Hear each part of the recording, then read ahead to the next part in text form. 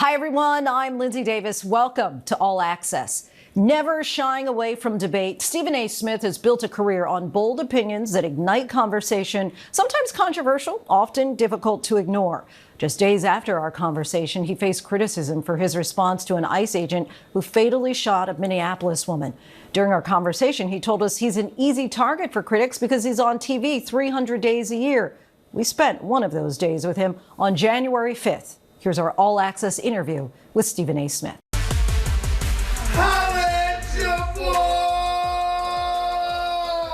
The Voice. No disrespect whatsoever, but I'm sorry to tell everybody the truth. The man cannot play the game of basketball. I am having a very bad day. The Passion. I am in no mood. The Opinions. All straight, no chaser. I actually sat here and listened to your flagrant ignorance. You're smoking crack. Something is wrong with you people. Stephen A. Smith says he doesn't ask people to agree with him. He asks them to listen. And lately, that commentary includes a lot more than sports. Got you now, kid. He's become a household name with a recurring role on General Hospital. Sorry to interrupt. I'm gonna need to see some ID. Now. Of course.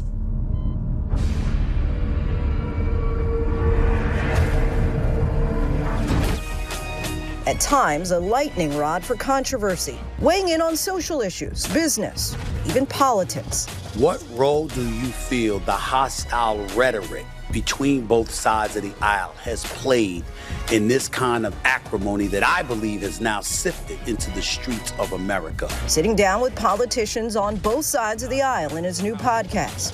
Stephen, it's great to be with you. Congrats on the new show. It's still kind of new, I guess. Yes, it is. I'm going to be on later tonight with our good buddy, Sean Hannity. I'll tell him you said hello. Well, my condolences, because he's crazy. We got a chance to spend the day with Stephen A. How you doing, Mr. Smith? How are you? From First Take. Ooh, Tom Ford. On pop. All right, Tom Ford. International brings at the Concord. Numbers don't lie. Check the scoreboard. Tom Ford. Thank you. To his radio show. What's going on, everybody? And a deeply personal interview. Biggest regret. They're not married. Getting a closer look at the man behind the microphone and how he became one of the most influential My gratitude knows no limits. and at times controversial figures in sports. The man is scummy. At this point, very few people take him seriously, and rightfully so. Born in New York, he developed a passion for sports at a young age. His original dream wasn't to talk about the game, it was to play it.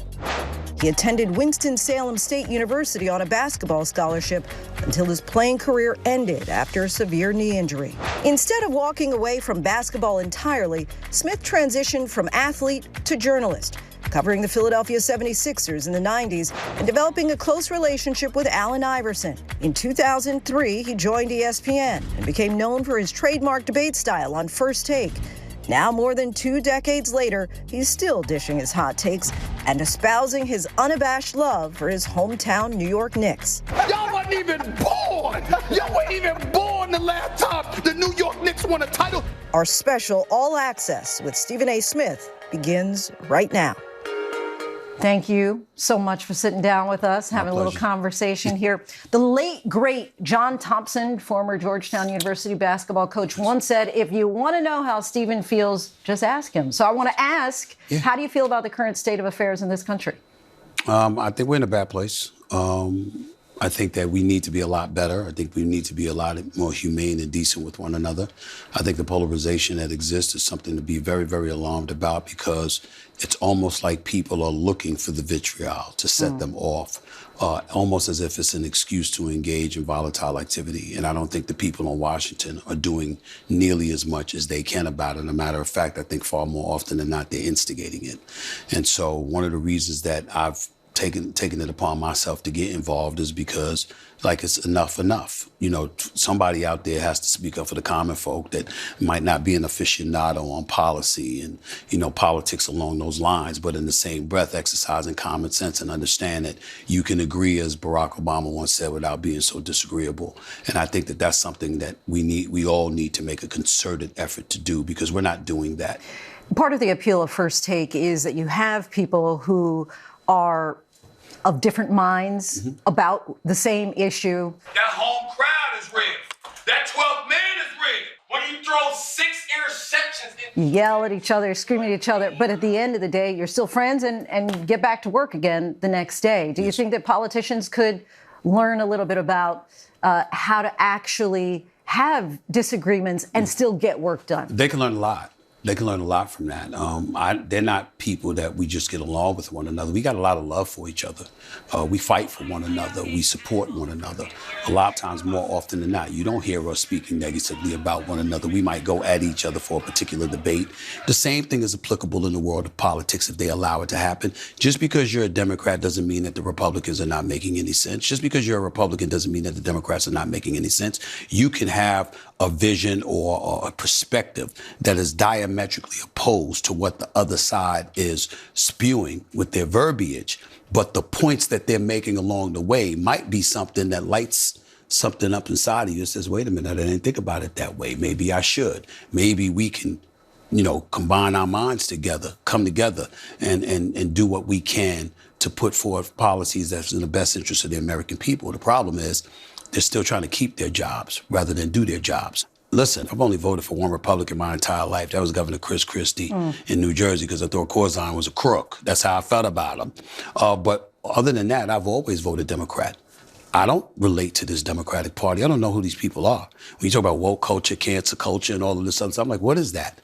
I mean, what happened to prioritizing the desolate and disenfranchised? What happened to prioritizing safety in the streets? What happened? I know diplomatic relations and from a geopolitical standpoint, you might have your thoughts, your visions, et cetera, but in the end, we're looking at a country and we're talking about governing it in a way that uplifts everybody. That's where the word progressive came from. But you have folks in this country right now who are proud socialists, who want to go against the fabric of what America was all about, and in the same breath talking about looking out for the little man. You ready to get the little man fired if they pronounce the wrong pronoun. This is the kind of society that we've been dealing with over the last few years, and I'm very concerned about that. I don't relate to the extreme leftists in any way. I'm a moderate to the core. I believe in voting Democrat for most of my life, but I have no problem looking at the other side and saying, damn, they made sense. I can understand where they're coming from. And that at this particular moment in time might be in the best interest of this country. I know you said that you haven't ruled out running for president in 2028. How seriously, though, are you considering it? I'm considering it. I'm considering it in all seriousness because I've had very, very serious people approach me about it. I have no desire to be a politician.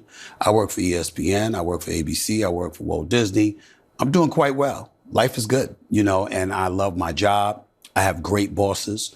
You know, I have my own YouTube channel. I have a partnership deal with SiriusXM for not one, but 2 radio shows. I hope y'all had a wonderful, happy holiday season, and God has blessed all of you. I have my own production company where I'm producing scripted and unscripted content. Plus, I'm doing First Take It. I got a lot on my plate, and I'm thoroughly enjoying it. I've worked very, very hard over the last several decades to be in this position, and I like my life. But the flip side to it is that, you know, with tremendous power comes tremendous responsibility. And if you're talking to me about the possibility of me being the president of the United States, where people are walking up to me and saying, excuse me, we think is a legitimate shot that you have to win, with the nonsense that I see taking place on Capitol Hill, I mean, as far as I'm concerned, it would be an extension of First Take. I'd get to call these people out every day, because that's how I look at it. I would be lying if I said I wouldn't consider it, especially when my own pastor called me and said, don't close the door on this. Like, you know, you never know what God has in store for you. 2027 is a very long time away. So I'm not ruling anything out, because I'm dead serious about wanting to go up against those politicians. Not be a politician, but wanting to go up against them on a debate stage to call out what they have done to our country to harm us. It would be my pleasure. You've said before there are 2 Super Bowls, not just the football game, the presidential debates. Why presidential debates? You learn a little bit about the issues, but you learn so much about people under that microscope. You ask the American people to have faith in you, to look at you as a leader of the free world and what have you. I love that pressure cooker. I love to see how people respond under that pressure cooker, because you need to be able to make decisions. Even though there's a healthy fear that you have to have for making the wrong decision, you still need to be fearless in making what you deem to be the right decision for the best interest of the country. You mentioned your pastor. You talk in your book a few times about God. What role does faith play in your life? Faith plays a very strong role in mine. I mean, I wouldn't consider myself the most religious person in the world, but I'm very fully aware of the fact that there's a heaven and there's a hell, and there's a way to conduct yourself, because that's going to decide where you're going to go. I'm far from perfect. I've never been perfect. I'm never going to be perfect. I certainly have had my proclivities. I've had my interests that have swayed away from being religious, and all of that's true. But I strive to be the best human being that I possibly can be. I strive to be an individual that has a heart, that cares about other human beings. When, quite frankly, was canceled back in 2009. This is Quite Frankly with Stephen A. Smith. Happy Friday, everybody. You leave ESPN for 2 years. You go home, and mom hands you, with breakfast, a mirror to look at yourself. What did you learn about yourself during that time? That I was arrogant, that I was detached from reality. That I wasn't as much about business as I thought I was, and I said I was, and I felt I was. And I was, quite frankly, immature. I was a child in a grown man's body. And my mother made sure to make that point. And I remember bosses that I was working for and I didn't particularly like, because I didn't like the things that they were doing. And my mother challenged me. She said, "What did they do?" She said, "Because I'm here to tell you, I don't think you should have been fired, because you had 4 jobs and you're excellent at what you do and you work very, very hard and you care." She said, "But if you had an employee working for you that sounded the way you sounded about your bosses, you would not have wanted them working for you." And I knew she was right. And so from that point forward, that was a really, really, really big moment for me, because my bosses at the time, I looked at them totally different after that. I don't go to bosses to complain now. I go to bosses with solutions to problems. Here's a problem. Here's what I think the solution is. And what I realize is that it makes them incredibly receptive, because they know I'm about trying to win, not about trying to complain. And as a result, they talk to me more. You grew up in poverty with a reading disability, a negligent father, an absent mother, only because she was working 16-hour days. What do you think was the hardest to overcome? Wow. I would say poverty. Money talks. We can slice it any way we want to. You don't have to be rich. You don't have to be filthy rich, anything like that. But you certainly don't need to be broke. When you're broke, that's hard. When you're on welfare, that's hard. When you're wondering where your next meal is coming from, that's hard. When you're sitting by an oven because that's your only source of heat, that's hard. You know, there's a lot of things that come along with deprivation and poverty that very, very, very difficult to overcome. My sisters and I are very, very different about it. I was raised by 5 women, 5 strong Black women, and we used to argue all the time because their whole thing was about my father and his behavior in terms of women, in terms of drinking, in terms of those kind of things. My focus was on the fact that he didn't pay bills. And the reason why that was my focus is because it forced my mother to work to pay the bills. And I'm old-fashioned, you can call it chauvinistic, you can call it whatever you want. I'm a man, your responsibility is to take care of your family. Priority number 1, 2, and 3. I have 2 daughters. If they're hungry, it's because I'm starving. I'm not gonna eat unless they eat. I'm not gonna be comfortable unless I know they're comfortable. They are first. That's how it goes. And I wish that my father had had that mentality, but it was my mother who had that mentality. And so, you know, she is the greatest human being I've ever known, the greatest woman that I've ever known, somebody that I miss every day and I work to inspire and, you know, hope she's looking down on me and she's proud. Conversely, though, some words that your father said early on, you're in elementary school, you've been held back twice, and you overhear, as you're crying off to the side, him tell your mother, he's just not that smart. Right. He's not going to go anywhere. Yeah. He died a few years ago, got a chance 2018. to see your success. Would you say that ultimately you had earned his respect? Oh, yeah, I definitely did, because he loved sports. Not only did he notice it, he bragged about it. But the more he bragged about it, the more offended I was, because I knew he did close to nothing to help me get to that point. Coming up, Stephen A. dishes on his own sports journey and addresses the haters.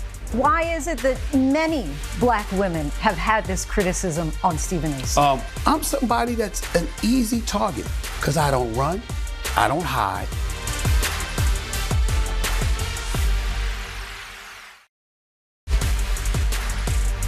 You said you couldn't shine the shoes of these professional athletes. Not at all. But you get a basketball scholarship to Winston-Salem State University. But for the knee, and I could ball. I'm just saying I couldn't ball on their level. I was no Allen Iverson. I was no Stephon Marbury. There's no LeBron or Kobe or Jordan or somebody like that. No, I could ball. I could shoot. I could play. I didn't want to play because I was scared of the coach. I was scared to make a mistake. You make one mistake, you get yanked. Stuff like that. I don't know if you would categorize this as a third rail or a pitfall, as you describe, but in your book, you talk about how when you were first starting with, quite frankly, you were concerned that the black community might see you as a sellout, as an Uncle Tom. And as you know, some of those criticisms have come about lately. And I want to just play a quick clip to get your reaction. Sure. To use your platform in order to not only come for me, but consistently kind of have a track record of coming for black women, I was just very disappointed in him. They're paying you not for your numbers, my friend. They're paying you because you are willing to say the nasty things about black people that they want to say. Your reaction? They should be ashamed of themselves. Where's your evidence? Well, Crockett, you have apologized. Well, let me tell you what I apologized for. Trump followed up what I said by calling her low IQ and stuff like that, which I found appalling. She's a highly educated woman. She's licensed to practice law in the state of Texas, Arkansas, and federally. She's a United States representative. She's an influential, intelligent, decent, good black woman who cares a lot about black people in this country. So I apologized for assisting in any way this notion that it's okay to say that about her, because I didn't want any parts of that. But I did feel that the situation was overblown. I was simply saying, is cursing the president out and calling him a piece of on national television or in front of a national audience going to help your constituency? I wanted to know the answer to that question, because I want to know, are you trying to win?